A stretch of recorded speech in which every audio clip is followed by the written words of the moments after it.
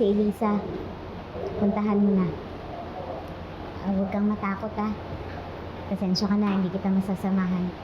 Kayo na lang muna mag-usap. Salamat, attorney.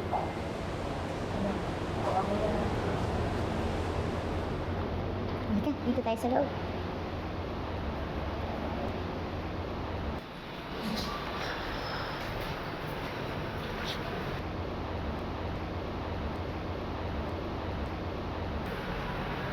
Bago pa to humuntong sa korte,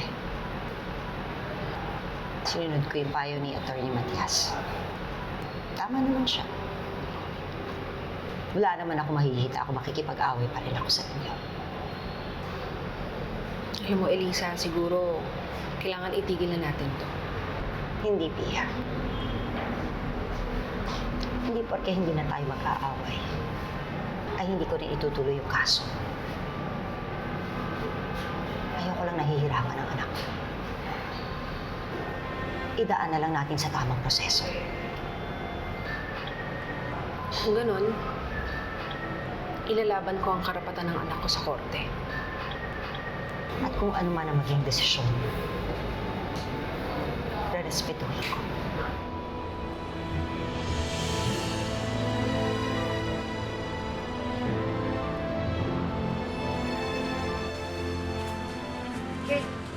Salamat sa pagsundo ah. Parang ginagawa na kitang personal driver. Wala yun, basta ikaw. Pasensya na rin kanina, hindi kita nahatid. May importante lang akong lakad.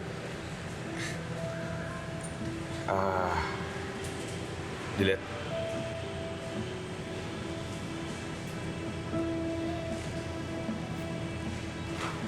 Nag-investigate ako. Magkakilala sila? Kaibigan to ni Tita Patricia eh.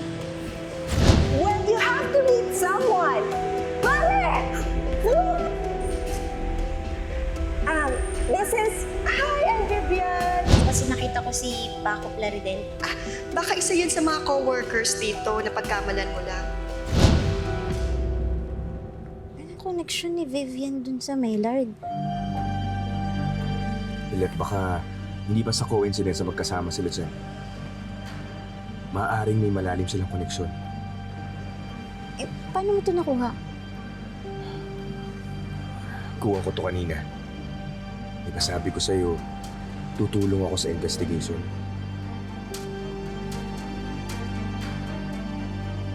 Kakilala rin sila ni Paco Plaridel? Yung witness ni Attorney Allen dun sa murder case ni Nanay Laban sa akin? Opo, attorney. Ito po yung phone at yan po yung mismong video na nakunan ko. Bakit magkasama sila nung Maylard? Yung Mellard na suspect sa pang-hold up sa inyo na nakita kong kausap ni Attorney Allen. Ang complicated naman nito. Ang dami kong nakikitang pieces of evidence pero parang wala pa rin clarity. Nga pala, nagtatanong si Trixie kung magsama daw tayong dalawa. Kasi kanina pa daw siya tumatawag sa'yo pero hindi ka sumasagot. Hindi ko na napansin, naka-silent yung phone ko eh. Nakipagkita siya sa akin. Iyan, pagkakataon na natin to para tanungin si Trixie kung may alam siya tungkol kay Vivian. Kung wala man, pwede natin pamanmanan yung nanay niya. Ano nga kaya yung posibleng koneksyon ni Vivian dun sa Maylard? At kung tauhan nga kaya ni Attorney Allen si Maylard? Kung konektado rin ba sila kay Tita Patricia? Kailangan natin sabihin to kay Trixie para malaman niya kay Patricia ang koneksyon ni Vivian kay Mellard.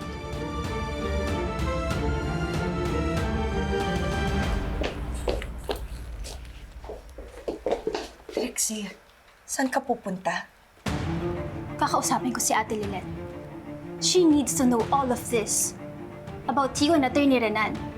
Trixie, please. Don't do this to me. No! Mommy, you can't stop me.